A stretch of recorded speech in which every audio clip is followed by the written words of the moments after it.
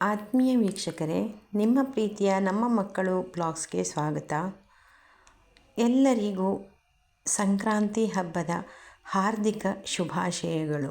ಹಬ್ಬ ಅಂದರೆ ದಾನ ಧರ್ಮ, ಆ ಪೂಜೆ ಮಾಡು ಈ ಪೂಜೆ ಮಾಡು ಒಳ್ಳೆಯದಾಗುತ್ತೆ, ಇದನ್ನು ಕೊಡಿ ಒಳ್ಳೆಯದಾಗುತ್ತೆ, ಇದನ್ನು ತಗೊಳ್ಳಿ ಈ ವಸ್ತುಗಳನ್ನ ತಗೊಳ್ಳಿ ಒಳ್ಳೆಯದಾಗುತ್ತೆ, ಇನ್ನು 10 ವರ್ಷ ಚೆನ್ನಾಗಿರುತ್ತೆ, ಈ ಸಂಕ್ರಾಂತಿ ಹಬ್ಬ ಇನ್ನು 20 ವರ್ಷ ಈ ಇದರಲ್ಲಿ ಬರಲ್ಲ, ಈ ಯೋಗದಲ್ಲಿ ಬರಲ್ಲ ಅಂತ ಎಲ್ಲ ಹೇಳ್ತಾರೆ. ಆದರೆ ಹಬ್ಬದ ಹಿಂದಿರುವ ಮಹತ್ವ ಯಾರಿಗೆ ತಾನೇ ಗೊತ್ತು?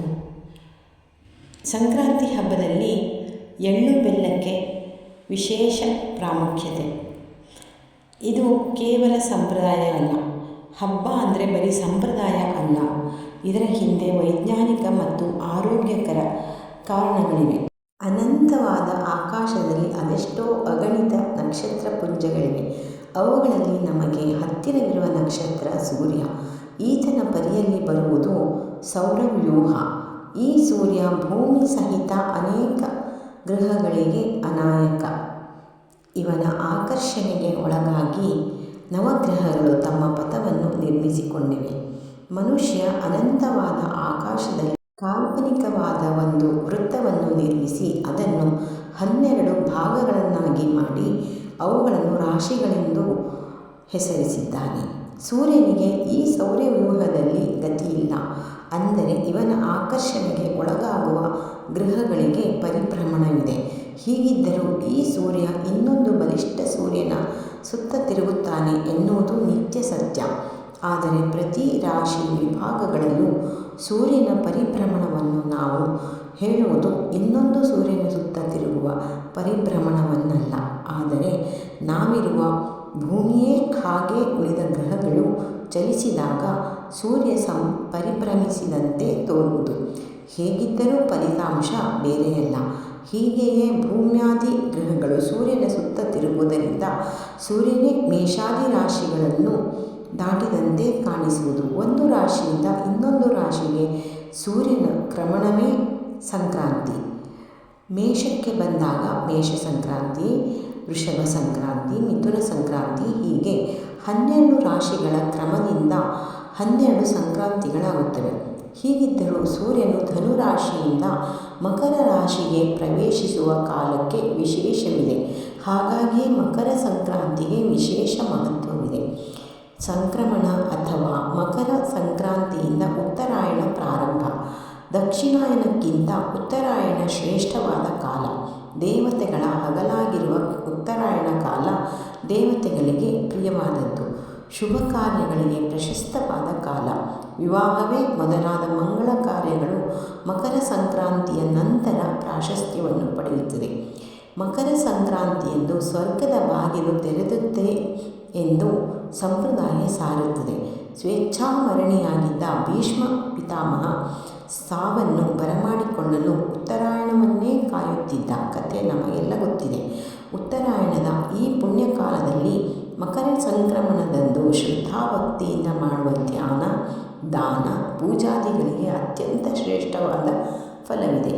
ದೇವಿ ಪುರಾಣಗಳಲ್ಲಿ ಹೀಗಿದೆ: ಸಂಕ್ರಾಂತೌ ಯಾನಿ ದತ್ತಾನಿ ಹವ್ಯಕವ್ಯಾನಿ ಮಾನವೈಃ ತಾನಿ ನಿತ್ಯಂ ದದಾತ್ಯರ್ಕ ಪೂರ್ವಜನ್ಮನಿ ಜನ್ಮನಿ. ಅಂದರೆ ಸಂಕ್ರಾಂತಿಯಂದು ದೇವತೆ ಹಾಗೂ ಪಿತೃ ಪ್ರೀತಿಗಾಗಿ ಯಾವ ವಸ್ತುಗಳು ಮನುಷ್ಯರಿಂದ ದಾನ ಮಾಡಲ್ಪಡುವುದೋ ಅವುಗಳನ್ನು ಜನ್ಮ ಜನ್ಮಾಂತರದಲ್ಲಿಯೂ ಸೂರ್ಯ ಭಗವಂತ ಒದಗಿಸುತ್ತಾನೆ. ಸಂಕ್ರಾಂತಿಯ ಪುಣ್ಯಕಾಲ. ನಮ್ಮಲ್ಲಿ ಸೌರಮಾನ ಹಾಗೂ ಚಾಂದ್ರಮಾನ ಎಂದು ಪರಂಪರೆ ಇದೆ. ಸಂಕ್ರಾಂತಿ ಸೌರಮಾನದ ಪರ್ವ. ಮಕರ ಮಾಸದ ಪ್ರಾರಂಭದ ದಿನವೇ ಮಕರ ಸಂಕ್ರಾಂತಿಯ ಆಚರಣೆ. ಈ ಸಂಕ್ರಾಂತಿಯನ್ನು ಯಾವ ನಿರ್ದಿಷ್ಟ ಸಮಯದಲ್ಲಿ ಆಚರಿಸಬೇಕೆಂಬುದು ಕ್ಲಿಷ್ಟವಾದ ವಿಷಯ. ಏಕೆಂದರೆ ಸೂರ್ಯ ಧನು ರಾಶಿಯಿಂದ ಮಕರ ರಾಶಿಗೆ ಪ್ರವೇಶಿಸುವ ನಿರ್ದಿಷ್ಟ ಕಾಲವು ಅತ್ಯಂತ ಸೂಕ್ಷ್ಮವಾಗಿದೆ. ಈ ತ್ರುಟಿ ಎಂಬ ಸೂಕ್ಷ್ಮ ಕಾಲಕ್ಕಿಂತಲೂ 1001 ಭಾಗದಷ್ಟು ಸೂಕ್ಷ್ಮವಾಗಿದೆ. ಈ ಕಾಲ ಯೋಗಿಗಳಿಗೆ ತಿಳಿಯಬಹುದಾಗಿದೆ. ಜನಸಾಮಾನ್ಯರಿಗೆ ಅದರ ಅರಿವು ಅಸಂಭವ.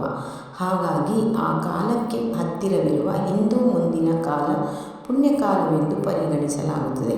ಅಂದರೆ ಹಿಂದೆ ಹಾಗೂ ಮುಂದಿನ 30 ನಾಡಿಗಳು ಪವಿತ್ರ ಅತ್ಯಂತ ಪುಣ್ಯಕಾಲವೆಂದರೆ ಸಂಕ್ರಾಂತಿ ಬಿಂದುವಿಗೆ ಹತ್ತಿರವಾದ 12 ಗಳಿಗೆಗಳು ಎನ್ನಬಹುದು. ಈ ವರ್ಷ ಮಕರ ಸಂಕ್ರಾಂತಿ ಸೂರ್ಯೋದಯದಿಂದ 59.29 ಗಳಿಗೆಗಳಿಗೆ ಸಂಭವಿಸುವುದು. ಅಂದರೆ ಪುಷ್ಯ ಮಾಸ ಕೃಷ್ಣ ಪಕ್ಷದ ಷಷ್ಠಿ ತಿಥಿ. ಲಕ್ಷಾಂತರ ರೇಖಾಂಶಗಳ ವ್ಯತ್ಯಾಸದಿಂದ ಬೇರೆ ಬೇರೆ ಸ್ಥಳಗಳಿಗೆ ಅನುಸಾರವಾಗಿ ಸ್ವಲ್ಪ ವ್ಯತ್ಯಾಸವಾಗುವುದು.